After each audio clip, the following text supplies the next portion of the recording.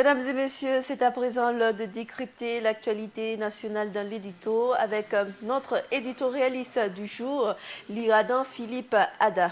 À cet effet, mesdames et messieurs, sachez que pour l'édito, nous allons parler de deux thématiques. En premier lieu, nous reviendrons sur la naturalisation officielle de Blaise Compaoré et de son frère François Compaoré du côté donc de la Côte d'Ivoire. En second lieu, nous allons parler de la rencontre qui est intervenue hier entre le gouvernement et les membres, le gouvernement et les syndicats. Voilà, c'est exact, M. Ada. Bonjour et bienvenue. Bonjour Alida et bonjour à tous ceux qui nous suivent depuis les quatre coins du monde. Comment vous allez ce matin? Oh, je vais bien. Une forte chaleur en ce moment? Oui, oui, avec les délestages, avec les délestages, c'est pas facile. Ouais. Alors, ravi de vous retrouver donc sur ce plateau pour parler de l'actualité nationale, notamment, on va dire sous-régionale. Du côté donc de la Côte d'Ivoire, Blaise Compaoré, l'ancien président, a été naturalisé de façon officielle à présent avec son frère cadet. Réaction? Et c'est une information qui était jusque-là dans les coulisses. On avait appris entre-temps que Blaise Compaoré s'était fait naturaliser, était devenu ivoirien. Et la nouvelle a été rendue officielle par les autorités ivoiriennes dans ces jours, rien qu'hier. Et cela est de nature véritablement à salir davantage l'image de cet homme. Et ici, nous pouvons tirer deux leçons, ou sinon dire qu'il y a deux aspects, deux motifs, sinon trois, qui ont poussé Blaise Compaoré à se cacher derrière cette naturalisation ou à prendre la nationalité ivoirienne. Et premièrement, il me semble que l'homme veut fuir, lui et son frère cadet veulent fuir la justice burkinabé, la justice de leur pays. Parce que Blaise Compaoré a eu plusieurs fois cette occasion, parce que c'est de son droit d'avoir la nationalité ou de demander la nationalité ivoirienne, étant donné que son épouse est ivoirienne. Donc d'office, il pouvait, quand il était aux affaires, demander à devenir ivoirien, la nationalité ivoirienne. Il ne l'a pas fait. Une stratégie aujourd'hui alors? Et aujourd'hui, voilà pourquoi je dis que c'est pour fuir la justice de son pays. Deuxièmement, ces deux hommes, il m'a tout l'air qu'ils ont toujours, ils ont la phobie de la justice. Je m'explique.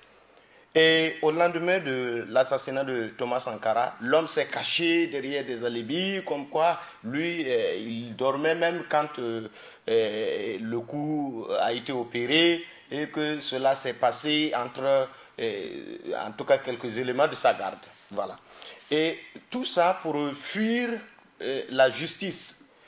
Quand l'affaire de Norbert Zongo a déclenché, et ils ont tout fait pour étouffer l'affaire. Ils ont tenté par les mille manières, par la corruption, par les achats de conscience, pour étouffer l'affaire, pour ne pas faire face à la justice burkinabé.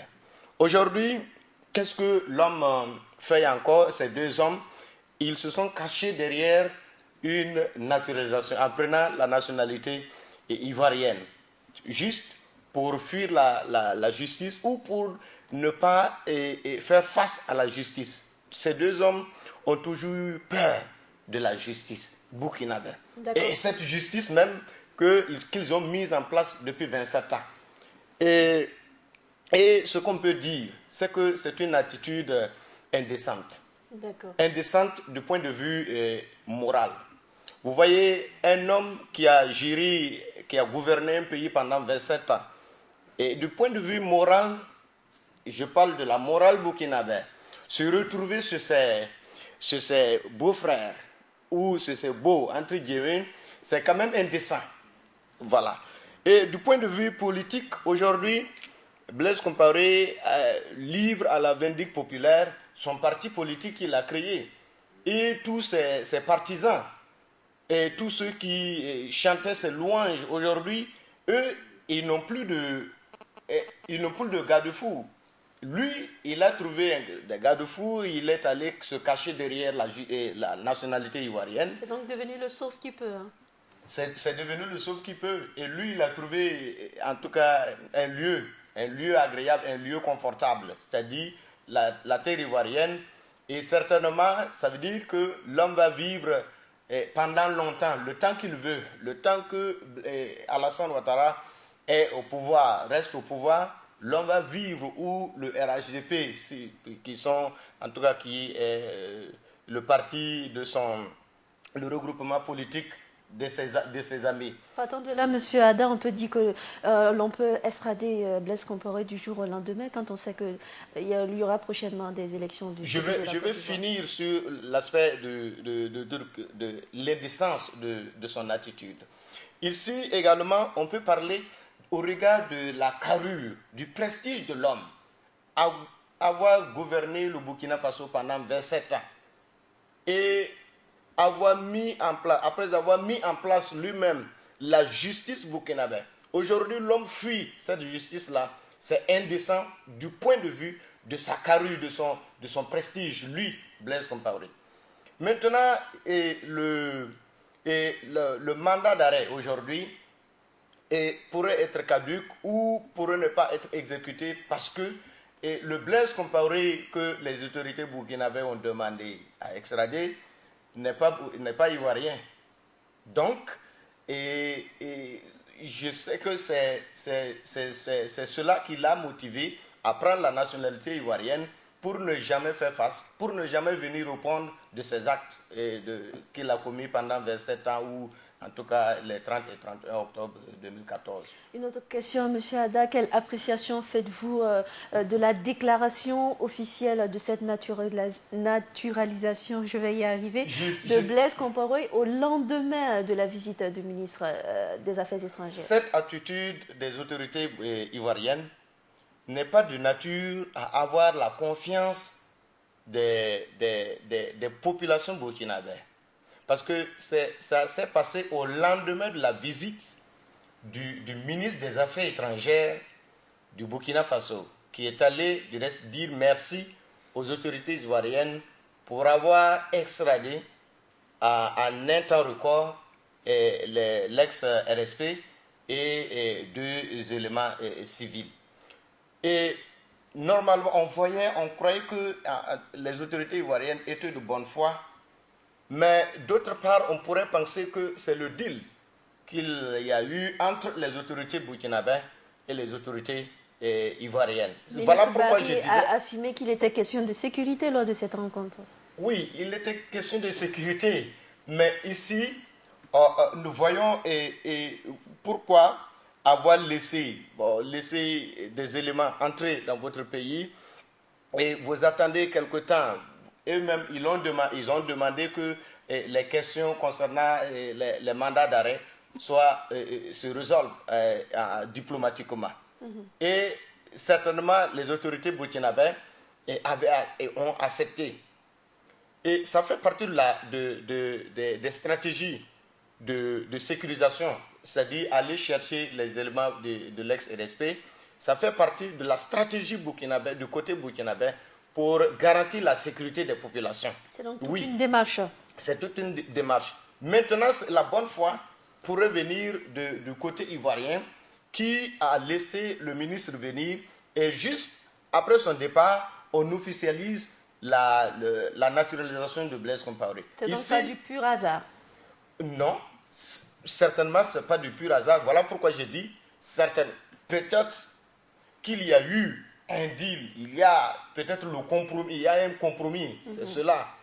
Et peut-être c'est le compromis de la voie diplomatique. Voilà, et de laisser, vous prenez vos ex-RSP, laissez le beau Blaise tranquille, laissez Guillaume Soro tranquille. Ça peut être le compromis comme ça. Mais cette attitude n'est pas de nature à attirer la confiance des populations burkinabées. Je dis population burkinabée parce que jusque-là, les autorités burkinabées, aucune autorité n'a eu son frère ou son enfant tué pendant les 30 et 31 octobre ou pendant le coup d'État manqué. Donc, c'est les populations d'abord.